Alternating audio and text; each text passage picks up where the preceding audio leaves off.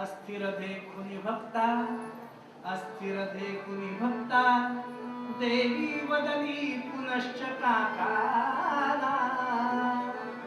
अस्थिर देखुनी भक्ता, देवी वदनी पुनश्च काकाला. सोडावे निजस्थाना. अरे येडे, मी तुला सांगितलं बघता कुठला आणि तू गेला कुठं म्हणे. म्हटलं तुला बाबाकडे जायला सांगितलं, तू कुठल्या बाबाकडे गेला. सब देऊन बडे बाबा म्हणे तुझ्याकडे गेला. त्याच्यापेक्षा एक मोठा बाबा आहे. सोडून निजस्थाना जावे त्वरितची शिरडी ग्रामाला. अरे मी तुला सांगितलं त्या शिर्डीच्या बाबाकडे जायला आणि तू गेला कुठं म्हणे त्र्यंबकेश्वरच्या बाबाकडे.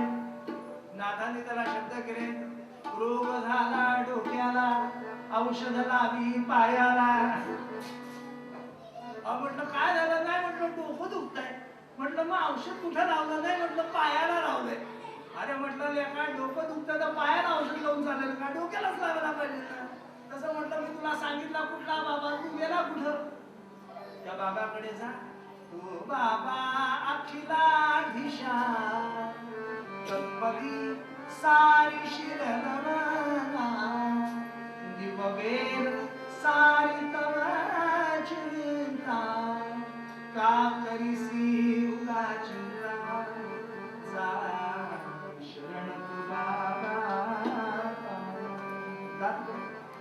एक दिवशी शिर्डी गाव, एक दिवशी शिर्डी गाव. शिर्डीमध्ये त्यावेळेला एक लोकेशन आपली चोपडी पाठीला बांधली, डोक्याला लावलेली ग्राम काठी, काळी नाश्तानी अंगावरती मळमट कपडे आणि असा शिर्डीमध्ये प्रवेश करतो. एक दिवशी शिर्डी ग्रामी.